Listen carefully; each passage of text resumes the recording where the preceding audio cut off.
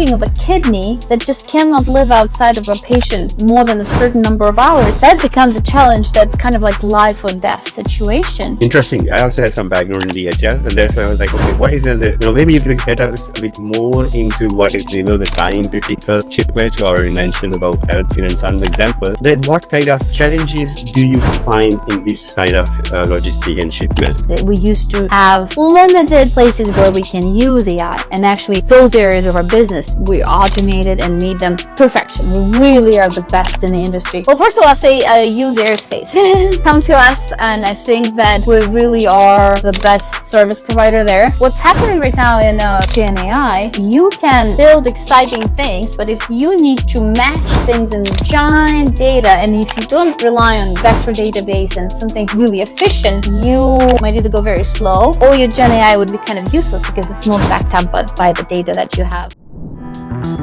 Hello and welcome to the BetterTech podcast, Ksenia. Before we jump into your journey about AI and how you reach to your current position as head of AI at Airspace, I would like to understand a little bit more about you, your journey, and how you reached to this position. Yeah, hi. Thank you for having me. My journey, I would say, started in undergraduate, where back in Moscow, I was getting a degree in space geodesy engineering. So very interesting branch of engineering. Worked a lot with data. It has always been data for me, measurement data, spatial data. And a lot of my classwork and my thesis was focused on processing data and learning from data about the world. I went on to get a PhD from Stanford in geophysics, but again, my work was focused on using GPS data to measure things, model things, and that was the part that always excited me. Upon graduation, I realized that maybe I did not want to go and become a professor or stay in academia. Instead, I chose to look into industries. In fact, in my final years of my PhD, I started working at a startup in San Diego, and I loved it. It was called Data Science back then. It was a marketing startup, but heavily based on using location data, so it was similar to my PhD and yet very different. I loved the immediate impact that you can have. You build something and it quickly goes at a startup, it quickly goes in production, and you can see the result of your work immediately and how it affects the business. Unlike academia, where you write papers, you do research, and maybe 10 years from now, it affects government policy or something. So very slow. I've really thrived in a fast-paced environment. Over the past 10 years, I have been at various startups working here in San Diego, but also some of them were based in Silicon Valley. Ultimately, I ended up almost 5 years ago here at Airspace, which is a logistics company. And not just your normal DHL, UPS, FedEx, we do time-critical logistics. So anything that needs to go from point A to point B fast, where speed matters over everything else. You can think of medical devices, organs for transplant, automotive or aircraft parts that, some sort of production or transportation depends on it, and there couldn't be a lot of wait time, and it has been a very interesting journey. I started our AI team from the ground up, and where we're at now, everything's powered by machine learning and AI, and we're just only spinning more and more things up. On a separate note, I also enjoy presenting. I give talks, I sit on panels, but my big passion, and I took some time to get a strategy certificate from Harvard School of Business to help people figure out their AI strategy and see what actually would work and pay for itself and where not to spend their focus and how to approach it. But here at Airspace, it's been a fun journey, and I feel like in some ways, even though we're 5 years in, we're just getting started with the new exciting technology that is coming up, and with the expansion that we've had recently. So it's very exciting time to apply the current AI advancements in logistics, especially time-critical logistics. That's very interesting journey. I also see that many experts or practitioners who come from physics, PhDs, and have multidisciplinary background. If I will not in the field of AI, so it's not only the key part of that, but also the engineering part of that and analysis of that. Interesting. I also had some background in DHL, and therefore I was like, okay, what is the maybe if you get us a bit more into what is the time critical shipments you already mentioned about healthcare and some example. Then what kind of challenges do you find in this kind of logistic and shipment, and then maybe in health industry or any other industry? Well, I think that our biggest challenge, and I think it might not be universal for all logistics companies, is maintaining very high quality, visibility, while also moving things as fast as possible, right? If you are shipping something that could take its time, surely there's still challenges. Like one of the biggest logistics challenges we know is the last mile delivery or visibility. But everything is taken onto a new level if speed of the essence, right? Again, if you're thinking of a kidney that just cannot live outside of a patient more than a certain number of hours, that becomes a challenge that's kind of like life or death situation. If there's an airplane that has to take off and an airline is paying so much just for it to sit at a terminal and it's missing a part, it also becomes so expensive for that company not to have that part, and they want it delivered as fast as possible. And those examples they put a lot of pressure on the company who needs to handle their logistics needs and us to provide the best possible service while being really, really fast. So I think the expectations is also right now that, because if you order an Amazon package, you can see on an app, and it's maybe, I don't know, just a toy, plastic toy, not consequential. It's a $5 toy, but you can see on your phone at every step where it is. It left the warehouse. You can even see on the map exactly where the driver is. There's such an expectation of transparency that we also need to meet that. So we need to, especially if it's a kidney, the stakes are so much higher. But if you think about how complex it is, because you need to have a person at the hospital to pick it up and then drop it off, drive it to an airport, drop it off with a gate agent, and have it fly, then have another person pick it up. It's a complex thing to solve. So previously, how it would be handled is with a lot of phone calls. You find the people. It takes time. It takes time to book. You're not even sure if you're on the right fastest flight because there's so many options flying. And if something's going internationally, that becomes even more complex. Customs, and every country has its own set of rules. So that's where AI comes in. It allows us to make decisions quickly, because when you're in this industry and you ship and ship and ship, you accumulate a lot of data. And then with that data, you can now learn more about what would be the best outcome, which driver is the best for the job or the most likely to accept the job, how long things take. And we've built a very, very resilient and amazing AI universe that's based on traditional machine learning and uses all the structured data we have. But then we run into an issue that we'll always have unstructured data. We'll have emails from customers, drivers, airlines, will have phone calls, notes.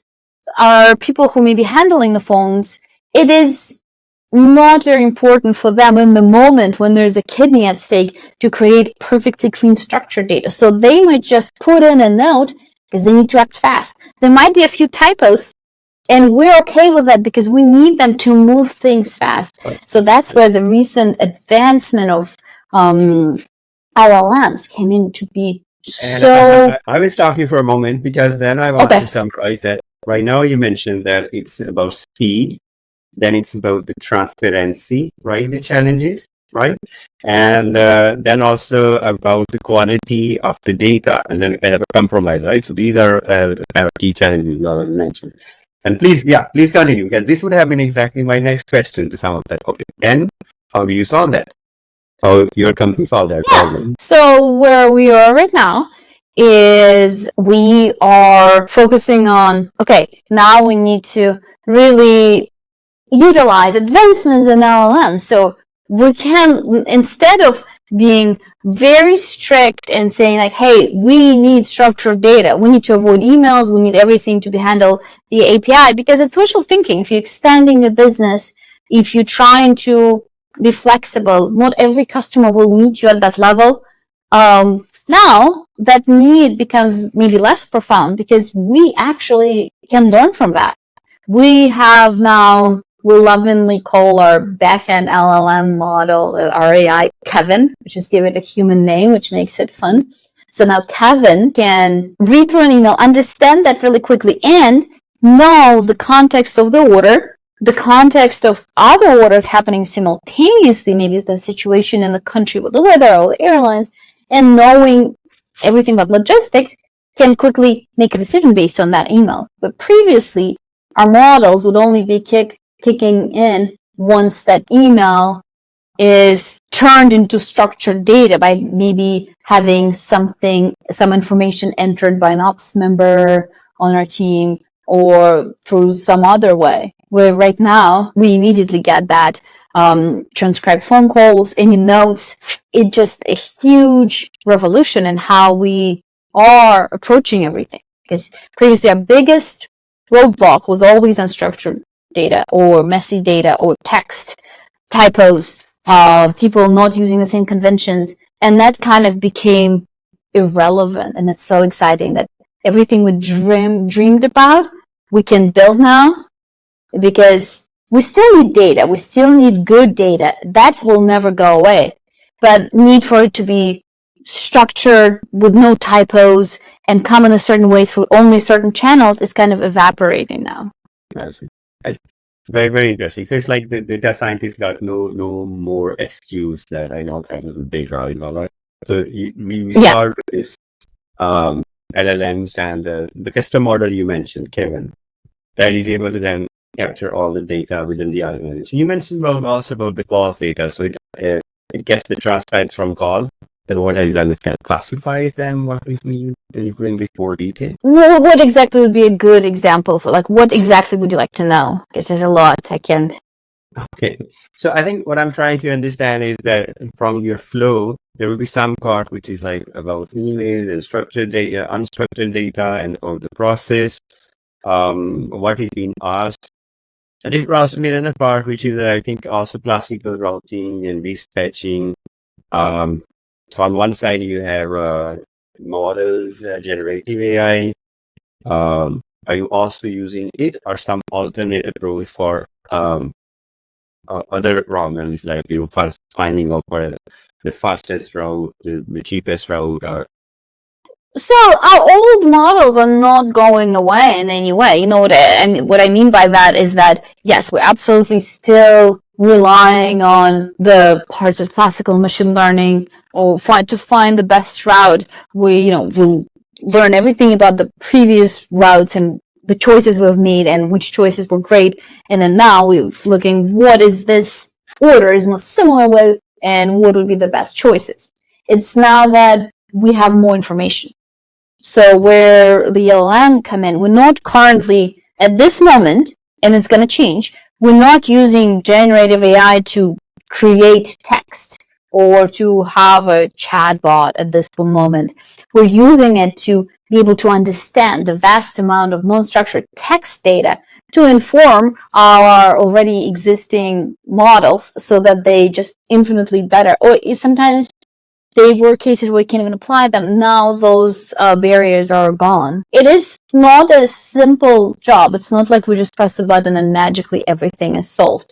It is a lot of, because our systems are very complex, as I said earlier, there's so many things that are happening just for one order to be moved from one point to another, and so many considerations and people involved that it's creating very complex systems within Kevin, how we call it, within our AI world. But we have so many fewer barriers now, because we used to have limited places where we can use AI, and actually those areas of our business we automated and made them perfection. We really are the best in the industry.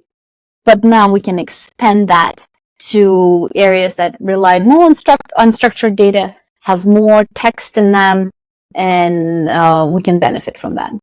Oh, that's very good, Ksenia. Could you maybe also share with us some story about some engagement or about time critical shipments where you used AI or and very really had an impact and feel more personally that was really a nice. So you already mentioned about kidneys, maybe something more specific. Well, I think that it's, for us, every single order is powered by the AI that kind of like sometimes you wouldn't even know that's happening, right? It's kind of happening in the back end. So it's not like AI comes in as a magical hero and saves the day. But what I can tell you, kind of the opposite of, so we had an issue where one of the models was down. It was just for reasons that were introduced to that, for a little short period it was down. And it was our smaller and what we thought was maybe less important model. So kind of the feeling was like, we'll just put some fixed buffers there and it'll be all right. And it wasn't. Because it was, that model just kind of only understands how long a pickup will take. So pickup is a very small part of an order, right? And you'd think a few minutes, but if you're thinking of a big hospital, a big facility, it might take longer. So you'd be thinking, that cannot be that consequential. But it was very humbling to see, and actually confirming how important what we feel is, how that then trickled down everywhere. If you don't know how long your pickup takes well enough and you use some kind of constant, if your AI is no longer informing you there, you might miss a flight, right? You might stay so long at the pickup that you won't go on the flight that you thought you easily make. Or the opposite, maybe the pickup is so quick, but because we thought it would take longer, you now booked on a flight that's later. And you could have been hours before because there was an earlier flight that you would have made. Again, the tiniest model had issues for just a few days, but it really showed the impact and the importance of it. Because I'm sure that if you had a person look at all the characteristics of that pickup location, at the driver, read through everything, they would probably be, if they have experience, comfortably telling you accurately how long it would take. So they would act as that model. But in time critical, we don't have time for a person to make a judgment for every little edge of the order, how long it would take, and make that prediction. Especially if those are experienced people, we don't have a lot of them, and they need to be solving real problems. That's why we have models predicting all those things. So I guess that's kind of the opposite, how every single day for years, as that model is running, it's been saving us, making orders move as quickly as possible, where for like 1 or 2 days when it wasn't, it showed us how it becomes a hero every day. I see. That's interesting. That's interesting from the perspective of model, that there are hero models that you have, very critical. So if now you mentioned that you are using Gen AI, but also you are using, classical machine learning model. And of course, each of that has a very, huge impact one way or other way. So how do you see it coming in future, next, let's say 5 to 10 years in your industry, the time critical, shipments and logistics? What kind of trends do you see particularly about AI? I think that logistics and shipments is a very big umbrella term, and I can kind of speculate there, but then like come back to specifically time critical. I think a lot of advancements and some things not relevant to us are being done in warehouse management and automation there. I think that self-driving vehicles and self-dispatching vehicles would be huge, because right now bottleneck has always got to be availability of labor and humans. For us, in certain geographies, we still rely on these two drivers that always do jobs for us in a remote location. But what if one is sick and another one is out?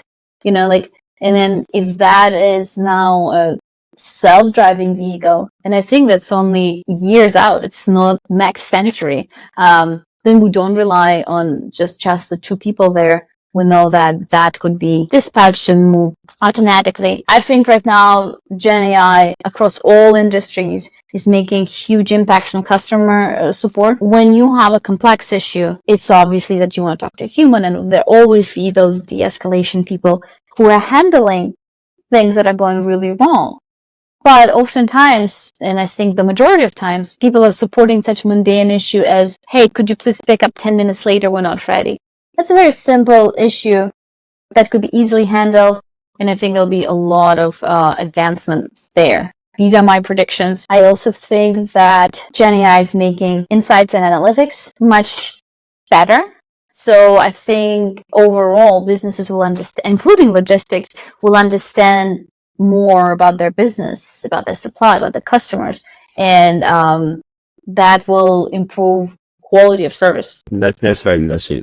So now you have vast experience across different fields in implementing AI, data science, and now let's say generic term of AI. So with your experience, especially in logistics, it would be challenging to implement AI solutions because of so many moving pieces and so many human interactions that you mentioned.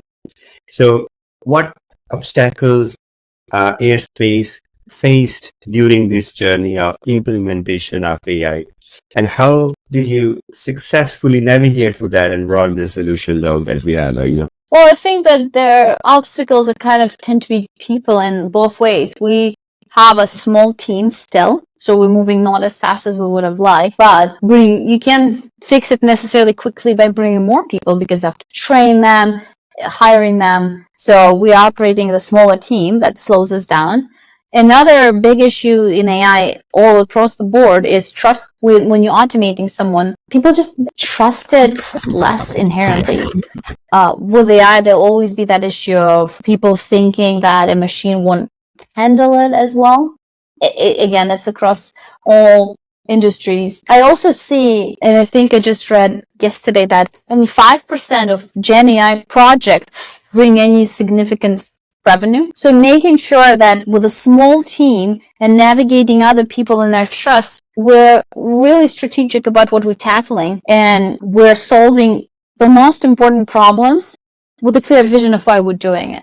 I talk to a lot of people in the industry, and there's a lot of excitement about Gen AI, where people using it just almost for the sake of using it. Maybe out of fear of missing out, maybe out of feeling like they'll be, not on the bandwagon. But if you don't have a clear vision why you're building this and how what you're building will affect your margin or your revenue or the quality of your product in a tangible way, you're just wasting resources, because people who build AI are expensive, and now running Gen AI gets very expensive. Like you start off as a demo, proof of concept, you don't even think about your spend, but as you scale up, the tokens or the processing power that you use through whichever you build it on, whether it's OpenAI or Gemini or whatnot, it adds up as well. And if it's all just wasted, or at least not, if the ROI is not there, there's a lot of waste. And I think that's right now is the biggest obstacle for everyone. Is it's not an obstacle, it's a challenge. People are not bringing enough impact.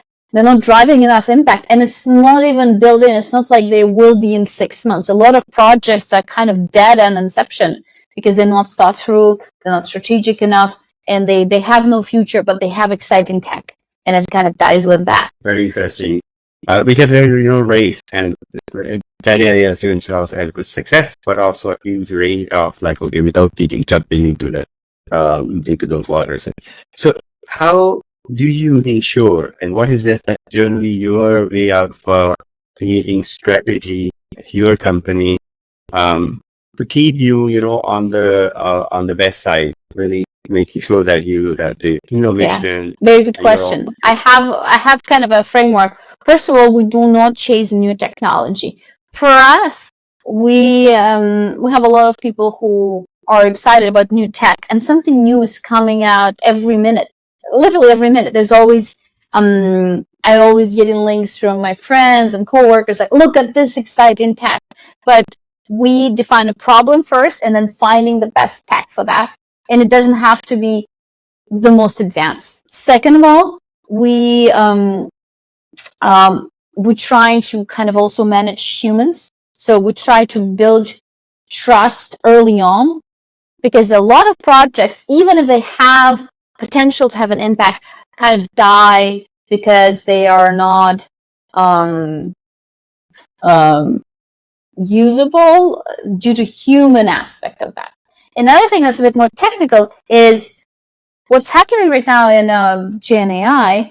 You can build exciting things, but if you need to match things in giant data, and if you don't rely on vector database and something really efficient, you might either go very slow, or your Gen AI would be kind of useless because it's not backed up by the data that you have.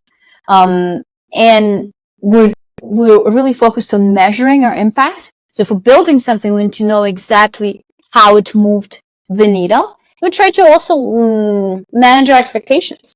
I think that a lot of people around us always expect a magic one solution, right? Where we're addressing a specific problem and we're after a specific outcome. And we need to be very clear communicating that. Because a lot of times you hear, well, can we just fix it with AI? And we need to be very transparent about what we can and what we cannot fix early on to set those expectations. And then that makes the trust issue much more manageable, because people are not expecting magic. People know exactly what works, what are the downside, where to expect potential issues, and overall feel much more comfortable when it's communicated as it is without trying to oversell it. There's a little bit of a hype or a lot of hype happening that maybe is not right now matching the current capabilities for an average company, and managing that is very important. That's very, very interesting and good to know, because it's also, I also agree with this part. It's very important that AI is grounded and it is kind of demand driven, that we need to, use it, and instead of supply driven of technology, that is become a new method, and let's, go and make use of that. And sometimes you don't need AI. So as I mentioned, I spend a lot of times consulting people and helping them with their strategy. And I feel like more often than not, they work out after talking to me like, oh, maybe right now I don't need to use Gen AI for this particular problem. I had an interesting conversation where it started as a conversation about the best ways to build a very specialized chatbot, and I was happy to help. But as the conversation unfolded, that tech leader walked away saying like, oh, maybe I actually do not need a chatbot. And I felt like very powerful, because just there he saved so much effort and time that he would have invested, like he's going to invest elsewhere with more returns. Because I'm not saying that AI should not be used. I want to really emphasize that I'm not saying that. I'm just saying not everyone needs to jump onto Gen AI just because they're afraid to miss out. I think people need to be extremely intentional about what, why, and how they're using it. That's interesting. Now, one more question about organizations, maybe similar to you, or even your customer, any type of organizations who wants to integrate time critical shipment in their operations. So what their realistic operations as well. So what would be key lessons or best practices that you can share based on your experience at Airspace? How can organizations... So I'm just trying to understand the question. Do you mean someone has a need to ship things fast, and what advice do I have for them? Yes. Well, first of all, I'll say use Airspace. Come to us, and I think that we really are the best service provider there. But second of all, I think understand what's important to you. Is it important to you? Time critical? Do you need to be there that same day? Do you need a very quick pickup? Do you care that it's delivered at a certain time or only by a certain time? What tolerance do you have for it being later? How important is visibility to you? Think about areas that you're serving. If you're shipping from LA to New York, it's completely different beast than if you're going internationally, or if you are picking up or delivering in more remote locations where there might be fewer drivers. So I think it's important to ask yourself those questions and then decide what your priorities are. Are you willing to spend any amount of money just because you need it as fast as possible? Or are you actually okay with the next day and you're more sensitive to the price? I think those are considerations to have. And I think it's, again, the same thing I said about AI. There's no magic. You can't have something fast, cheap, transparent, and perfect quality. That's not going to happen. So understanding what's important to you is the first step. Perfect.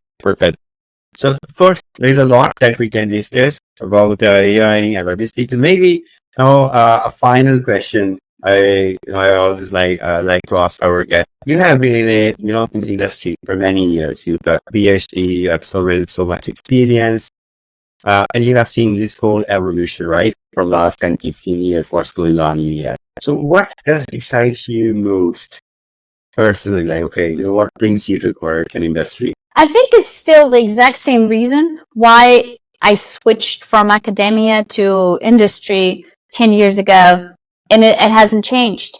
I like seeing things work. I don't care about technology as much as other people. I like when you create something, whatever technology is the best fit, and that making an impact. The sooner the better. And that's the most exciting thing. You worked on something, and in a short time period, it made a difference. And there's really very few things that are as exciting as that. It's just absolutely unbeatable feeling knowing that you created something and it's making an impact. And that still is the most exciting thing. I don't care about how impressive something looks as tech or whatnot until it's actually making an impact. Very interesting. So that's where I stand, and I think that would unlikely to change, because I do think that, that's the most exciting thing ever, and that's why I think a lot of us are here. We all ultimately want to feel good about what we do and feel rewarded. And perfect. So that's very, very nice, because I'm also in the field of AI for a long time. And this is one of those fields that you don't get bored, right? You got always something new. You add what potential to impact. Never get boring. So, great to talk to you today, Ksenia. It's really interesting the kind of work that your company's already doing. I'm critical shipment, particularly life-saving situations, also bringing things as fast as possible to the place, and then your personal motivation to get things done and have a contribution. Very nice to have you today as our guest. With that, I again thank you very much, and have a nice day. Thank you. Thank you so much for having me. I had a great time talking to you. Shahzad, thank you. Have a great day. Thank you. You too.